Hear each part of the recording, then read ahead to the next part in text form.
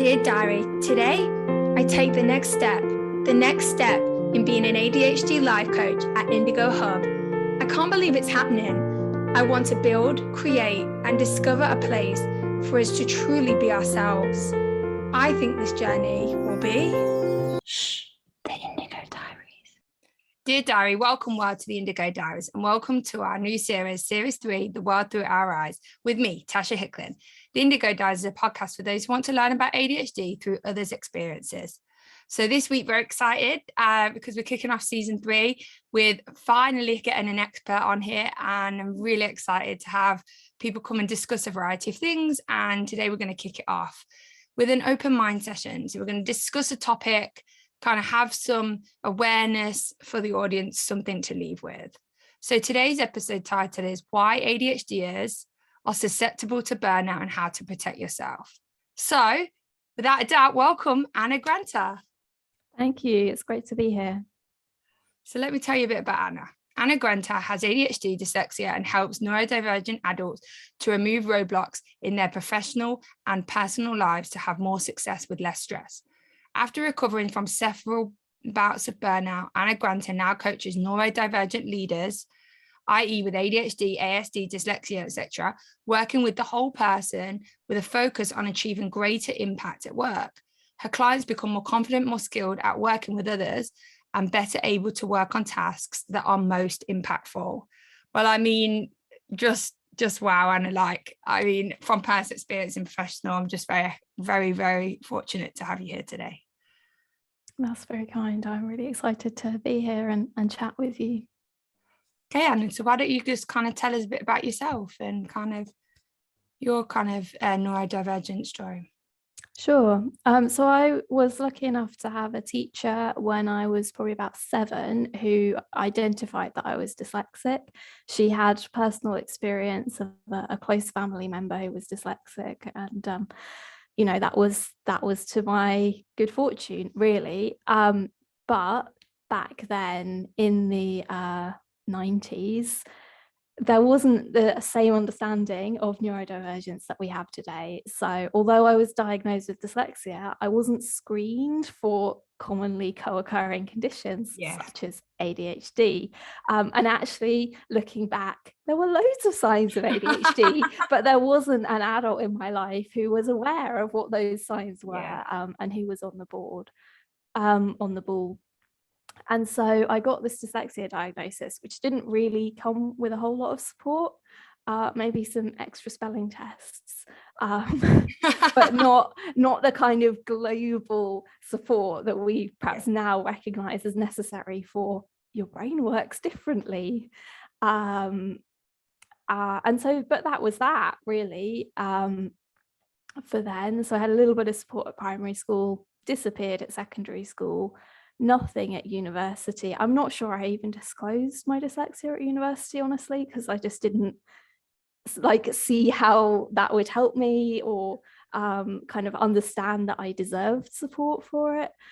And so I muddled through. I ended up working in tech, which is a great place for neurodivergent people. I think there are a lot of us hiding there. So hello, if there's anybody listening who also works in tech. And I loved the fast pace, the kind of the excitement, and the fact that you see results very quickly. There's a sort of almost instant gratification in that sort of feedback cycle. Instant dopamine hit. Yeah, exactly. So that in a way was me finding an environment that suited me, and that was great for a while. Then I had a child. Oh, okay. Then okay. And that was a big life change, right? And the things that I'd been kind of depending on to support me, they weren't there anymore. And suddenly I was like doing this thing by myself. I mean, I had a partner, but he was at work a lot of the time. I was alone really a lot of the time with this child. And so I didn't have the accountability or the body doubling or the teamwork, didn't have the dopamine, because it's really boring looking after small children. Don't tell them I said that. I love how you whispered that. I love them to pieces. Don't tell any children. You didn't hear it here. but that was my experience. And so I think that was the point where my ADHD really became unmanageable, because I didn't have the things that I have been using. At that point, common to many women with ADHD, I was diagnosed with anxiety. It wasn't anxiety, it was ADHD, but it shows up as anxiety, doesn't it? It does, and so I'm passionate about spreading awareness so that other people in the same boat maybe have a shorter path to get the support that they need. I'm sure that's why you're doing what you're doing too. Yeah, that's what we all do, isn't it? So that they don't have that long, like you said, you got diagnosed as a child, like with dyslexia, but you didn't get that much support, and then the anxiety came, and then the ADHD came later. So it's just kind of, you want to support people so they can get it earlier, so it's not as hard. Well, we hope so. Yeah, and share these stories so that if people are going through that, they can go, that sounds really familiar. I wonder if I should look into, and start that path of kind of self-advocacy.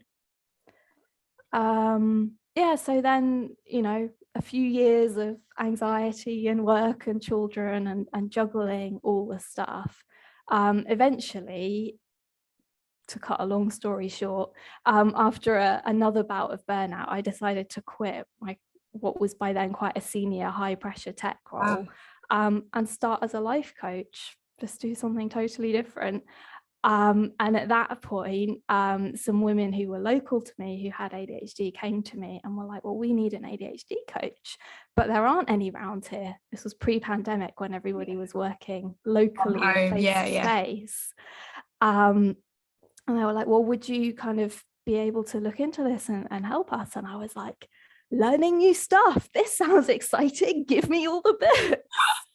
And then through that process, really, I came to discover, oh right, this is a very familiar thing, and realize that I'd had ADHD all along. I mean, that's like the fact that someone came to you and asked for a service, and then from that, doing the reset and the hyper focus of looking at ADHD, you figured out that you had it as well. How was that for you when you kind of figured that out? Do you know what? It was fine, because I'd already done the kind of, I have dyslexia and I accept that, and it is a disability, but it's also a strength, and I'm happy with my brain, like I wouldn't trade my brain. And it was kind of another dimension of that. So there wasn't ever like, oh no, what am I going to do? It was much more, finally I have the words to describe my experience, and this is great, really. Oh, I'm really glad that it was that for you, and that it came, from. And then since your diagnosis, what have you been doing since then? So that now I focus on coaching people with ADHD primarily. Wow, a woman to my heart. Quit your job. I did the same thing. Quit the job, life coach. But I think that's amazing that someone came to you and asked for help. You then discovered it yourself, and then you've turned your whole practice around to help others with ADHD. So tell us a bit about kind of the burnout, because obviously that's a big part of kind of why we're here. Also, I know that's a big part of your practice. So kind of tell me a bit about, kind of from your own experience, what an ADHD burnout is.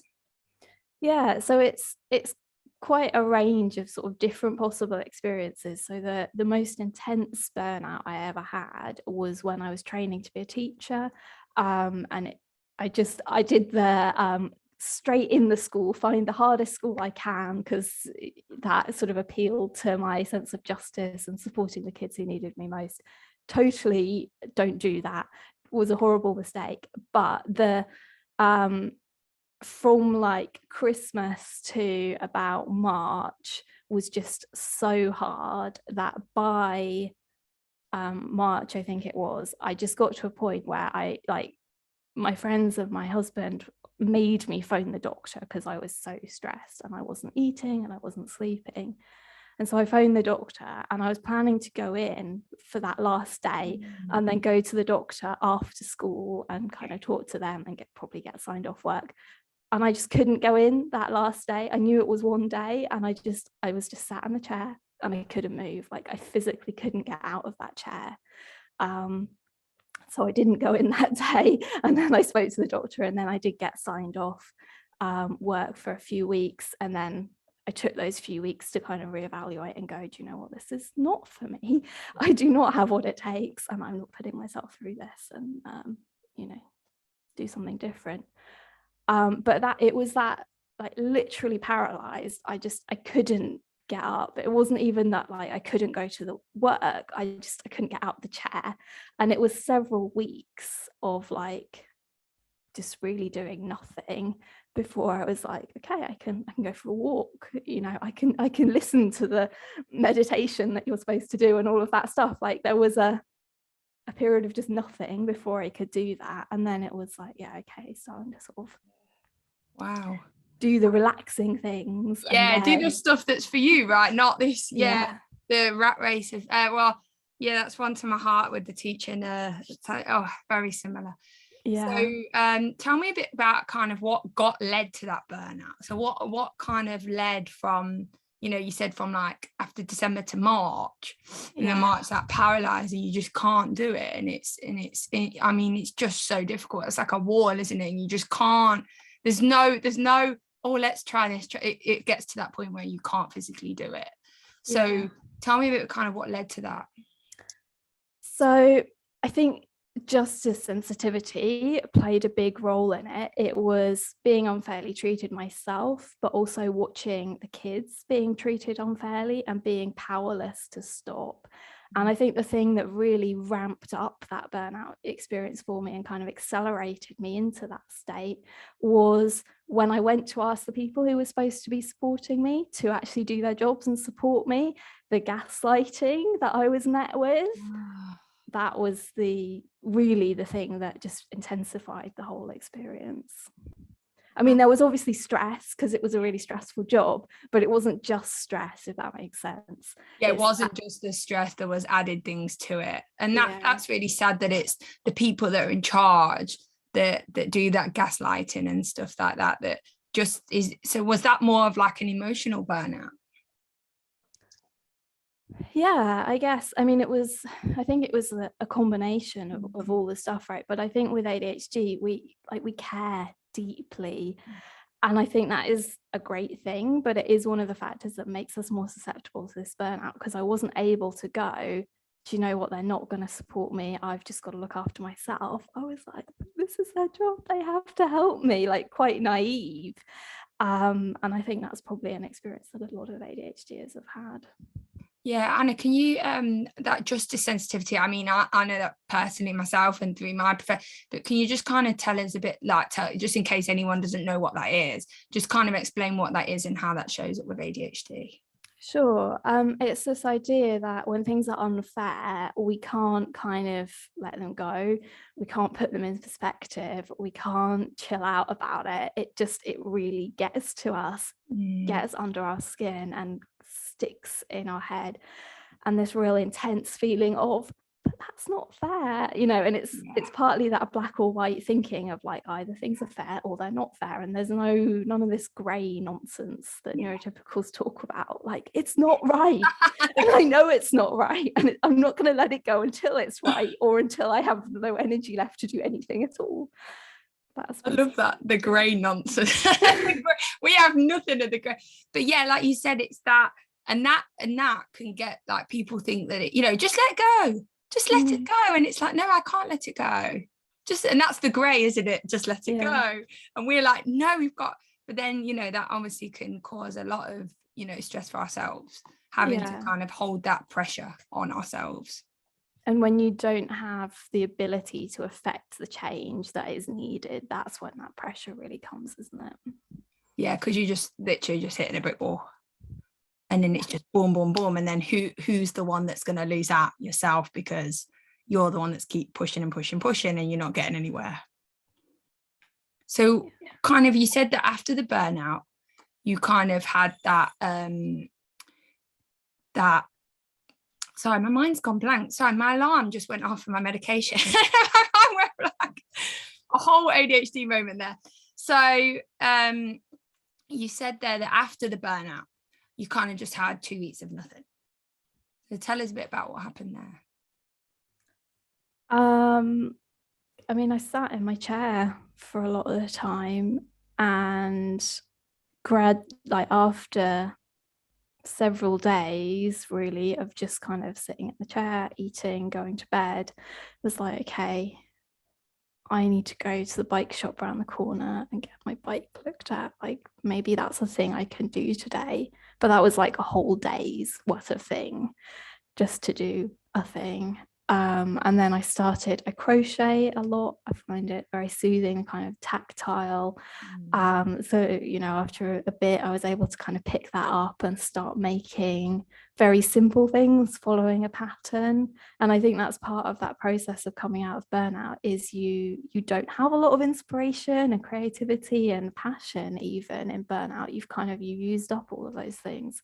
You have to sort of slowly start to do the things that you used to enjoy in a small, easy way. And then as you do them, you kind of reconnect with, oh, I did used to like doing this. And you kind of start to get that spark back. I like that. So it's like a more than just like a burnout and then, right, let's get back into it the next day. It's more like a easing yourself back into the things that you do like before then obviously going back or changing what you were doing before.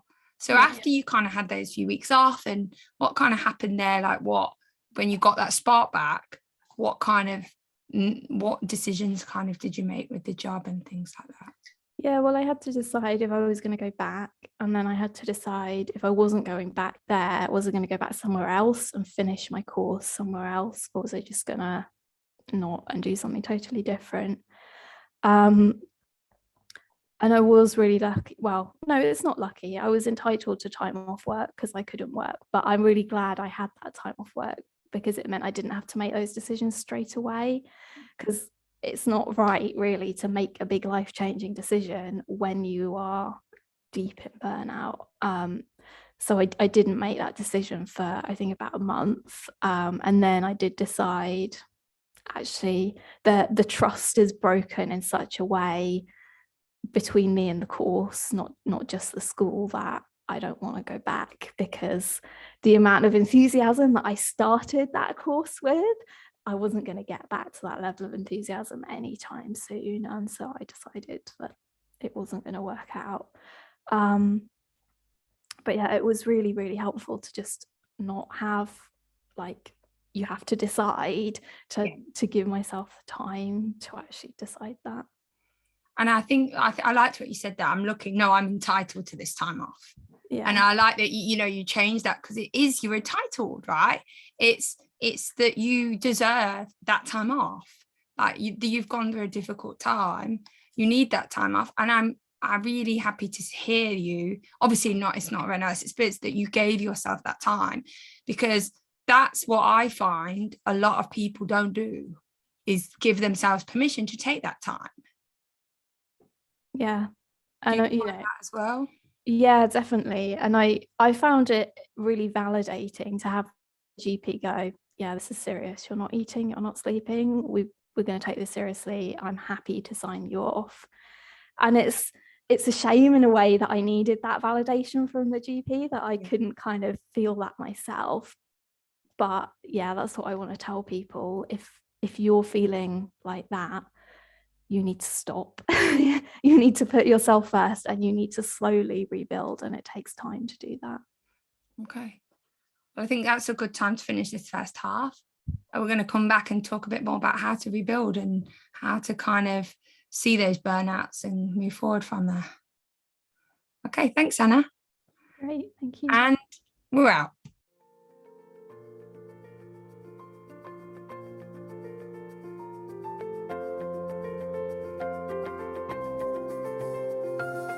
If you would like any more information on Indigo Hub or our Indigo support group, then please check out our website below, or our link to our social media platforms, or email at indigohub.adhd@gmail.com.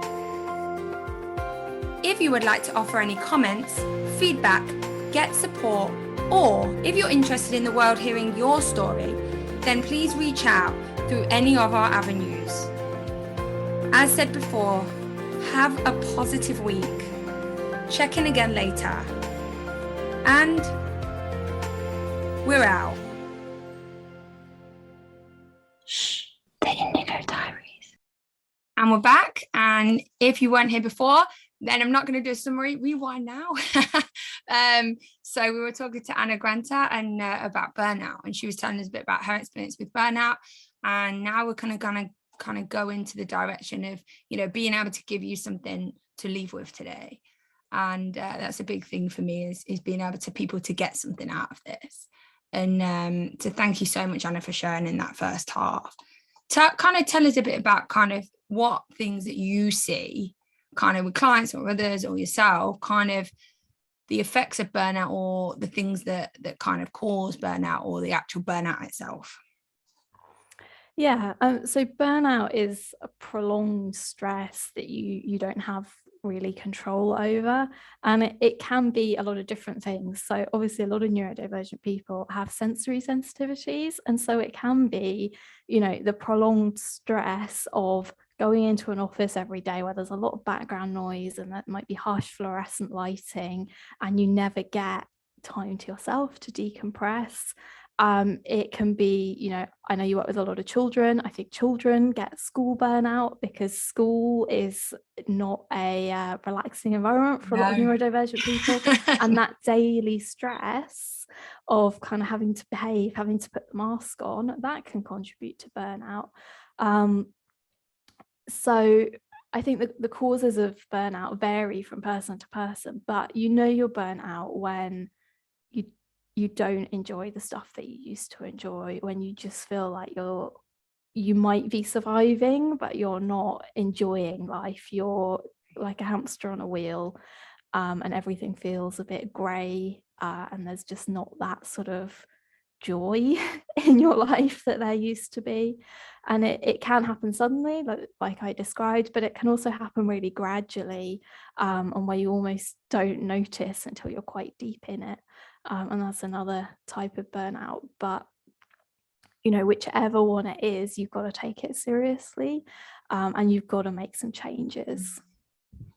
I really like that. It can be a gradual one where it's gradual over day. You feel like you're running that rat race or that hamster wheel every day, and all the stuff you used to enjoy, like exercise or meeting friends, it's like, again. But then it can be that sudden one that you had, and that everyone's is different. So kind of, you said there that you've got to make that change. So what kind of, how do people know when they get to the point of actually like pure burnout? I think you said not enjoying seeing friends. That's a big sign. We have, some of us are less social than others, but we're all kind of made for connection with other human beings. And when the thought of spending time with somebody that you used to really enjoy spending time with, it's just like another thing to deal with. That's burnout, right? When you're snappy to the people that you care about, when you're resentful of other people for doing nice things because you can't imagine having the time or the energy to do those things, that's burnout. Wow. I mean, yeah, and it can appear, obviously. How do you think the ADHD kind of impacts that burnout? Because obviously a burnout can happen to neurotypicals as well, right? But yeah, how does it kind of, do you feel like kind of has that impact with ADHD? Yeah, so I think a lot of ADHDers have less intuitive understanding of their emotional state than neurotypicals, and so we can end up further into burnout before we even notice and identify that there's a problem. So that's one difference. We heard a lot of messages growing up about how our needs weren't valid, maybe from people who didn't understand that our needs were different to theirs. Yes, but yeah. that distances us from our own understanding of our needs. And so we hear the messages that were given to us in our childhood. Just try harder, it's not that difficult, don't be lazy, just get on and do it. And we say those things to ourselves when we're in the early stages of burnout, and what that does is it pushes us deeper into burnout. So that's one thing. I mean, there is also a correlation studies have shown between ADHD and workaholism. So some of us get our dopamine hit from our job, and then when we're struggling, we want more, and that can lead us down a path towards burnout. And then life is just more stressful when your brain works differently to the way that the world was designed for. You know, workplaces often very stressful for neurodivergent people, and so there's that kind of extra everyday stress, and then every social interaction might have that extra stress. I don't know exactly what the rules are. I hope I'm playing by the right rules. Why will nobody ever just tell me what the rules are? You know, and when you add up that daily stress, that can be the difference between a neurotypical kind of having a bad week and then getting over it, or a person with ADHD having a bad week and not being able to get over it. Yeah, I think that's really validating what you said there, that extra. It's just that extra intensity, isn't it, of it? And then, like, obviously, if you've got, you know, +5, let's say, if you're a maths person, every day over a period of time, that's just gonna, you know, and that's when the burnout occurs. So how do we kind of, my question is, how do we kind of deal with that burnout, or what kind of tips or kind of things do you have for people to try to, you know, to build their awareness or to get themselves out of that burnout? Yeah, so noticing what's happening is the first step, right? And I mentioned that with ADHD, we don't always have a good sort of intuitive understanding of our feelings. That is a skill that we can practice. So things like journaling, meditation done in an ADHD friendly way. I actually have an ADHD friendly walking meditation on my website. Cool. Yeah, because a lot of people with ADHD, they hear meditation and they think being judged because I can't sit still for half an hour. That's not helpful. Yeah, I love how you turn that around. ADHD friendly meditation. So go onto Anna's website now. Listen to that. So I lost my train of thought now. How do you get out of burnout? Yeah, so identifying it is really important. And then, you know, look around at your life. Where are the things that are stressing you? Where does that +5 that you talked about come from? You know, is it certain people whose social expectations are exhausting you? Can you distance yourself from them, reduce your exposure? Is it certain physical environments that are stressing you out? What can you do to change them or remove yourself from them? You know, is it work? In the early stages, can you make changes? But if it's got really bad, can you withdraw from that, you know, by going to a doctor to get signed off for a period of time, or by finding somewhere else that's going to meet your needs better? So yeah, identifying what those stressors are, those kind of daily stressors, and doing what you can about them, but then also being really protective of your energy. Right, I don't have enough energy, I'm burnt out, my energy is my most valuable resource right now. Where am I spending it? Where can I cut back? What can I do that's going to give me more? Yeah, so kind of noticing what's going on, and then kind of identifying where it's taking place and what is really getting the stresses, and then kind of the solution of kind of, you know, where to cut back. Yeah, pretty much. What would you say if people are at that point of burnout?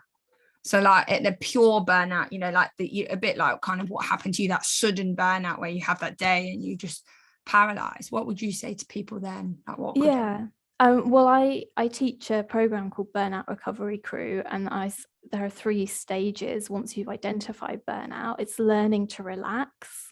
It's a skill. We don't always know intuitively how to relax. And actually, if we've been stressed for a long time, our body is used to being stressed. Our body feels almost comfortable in a stress state, and relaxing and letting go of some of that stress is hard. So I teach people how to practice moving from a stress state to a not stressed state. And you might find you move straight back to stressed, but every time you practice that moving to a not stressed state, you are showing your body what not stress feels like, and you're building those skills. And over time, you start to get comfortable with not being stressed. So that's the first piece. Then the second piece is find your balance. So this is about setting up routines so that you've got the kind of the right support in place day to day, and you're aware of how much energy you've got and where you're spending it, and you're cutting back on excess spending, and you're kind of building things into your routine that give you energy. And then the third piece is ignite your creativity. And this is where you go, okay, I've found a sort of equilibrium. What was that stuff I used to enjoy? Where did joy belong in my life? And how do I start to find my way back to that? I really like that you don't just go, okay, right, you've had the burnout, okay, let's go. You know, it's that breaking down. And I know that relaxation key. I'm laughing because it's so difficult. I'll have to come and do your course, because that relaxation key is so challenging for us. And I like that you said it's a skill. It is not an easy thing when you've got an ADHD brain, right? And it's learning that skill, building that, and then building the balance. And then when you've got that, finding the things you enjoy. So it's almost like, you know, you've got your foundation and then you're building up from that. Yeah. Wow. And how do you find that, you know, when people are at that burnout, right? So like, I find that one of the hardest things is kind of giving yourself permission to take the time and to, you know, learn to relax. What would you say for people like that? Yeah, what I say is some of the things that you need as a neurodivergent people look like wants to neurotypicals, and so they're associated with a lot of guilt. So for example, I need quiet time without my children interrupting me every day. That sounds selfish to a neurotypical person. Yeah. It sounds like, well, yeah, sure, I'd love to put my feet up and have a cup of tea undisturbed. That would be great, but you don't need it. But like, no, I actually do need it. They don't need it. They would like it. I need it. That's the difference, because my brain works in a different way. I have different needs to other people, but they can see our needs and go, that's just a want. That's just a selfish want. And it's not, but we hear that voice in the culture around us so many times, we start to believe it, and we start to think, I don't really need like for the radio to be turned off when people are talking to me. That's just a weird quirk I've got. I don't really need like to only eat food of a certain texture. That's just me being difficult. Like, no, you need those things. And so I think that's where a lot of the guilt creeps in, that we don't understand our needs are different to other people's. We need things that they don't, and that they're valid needs. They're different needs, but they're still valid. Not a want, it's a need. Yeah, and that's so true, isn't it? Because we, you know, it's almost like we like, oh, is this okay? It's like, yes, this is okay, because you need it. You know, like if you go to a party and you know that your emotions or your energy needs to be saved, you know, taking 5 minutes out, or why take 5 minutes? You're at a party. You know, it's that thing of giving yourself permission to do things that you need that are not in society's view as things that most people need. Yeah, exactly. Wow. Okay. I think that's a good way to kind of sum this up. We've got a nice few things there to take away for people, and, you know, what to do if you're in that burnout, how to then build it up, and then kind of giving yourself permission to give you what you need. Yeah. Any last thoughts, Anna? Yeah, I mean, my passion is that neurodivergent adults are an asset to organizations, and they thrive in the right environment. So if you are burnt out, you might not be in the right environment, but that is not a you problem. It is not you that needs to change, it's the environment. You know, as adults, we have control over our environment, we have choices. And when you learn what it is that you need and how to ask for it, you actually can have what you need to be able to change the world. Are they your words? Yeah. Oh, I love that. And it's so true, because we have to give ourselves permission, right? Without that permission point and being able to ask for what we need, then that's when the burnout's going to come, because we'll keep pushing to be in a neurotypical world when we need other things. Thank you so much, Anna. This has been really insightful, and it's nice to have your personal experience, but then you're also your professional, and then knowing, like, giving people things to actually try and go and try out today. So kind of, well, not today, because you know what I mean. So if people want to get in contact with you, where can people find you? Yeah, so they can email me at anna@grantacoaching.com. They can find my website, www.grantacoaching.com. And social media, I'm most active on Twitter, where my handle is Anna Granta. I'm also on Instagram, Pinterest as Granta Coaching. But yeah, if you've got questions, then please do reach out. I love connecting with this community, with people who understand and helping where I can. Thanks, Anna. And I mean, it just shows, right? You became a life coach, someone said ADHD, and then you changed your whole career, around that to help people like yourself and like ourselves. So all that details, if you're like trying to get your pen and you're trying to scribble it down, all the information is below. If you struggle with burnout, then please reach out to Anna, because she's a really great asset. And, try a course, reach out, because, you don't have to do this alone. So thanks so much again, Anna, and just a great person to have. And I'm so happy to have had come on here. So it was an absolute pleasure. It was a pleasure to be here. Thanks so much for having me on. So we leave another story and we leave another diary. So in 2 weeks, we'll be dropping a new episode with either a new podcast of series 1 or another amazing expert like today. If you're interested in coming on as a guest, or if you would like to share your story in series 1, then please reach out through our social media avenues or emails. And I hope you come back, learn, listen, and experience the world through not my eyes, but our eyes. And we're out. Dear Diary, as Indigo Hub's process goes on, it makes me stop and wonder, could there be more for us? More light, more experience, and more ways to see the world through our own eyes? I think this journey will be... Shh.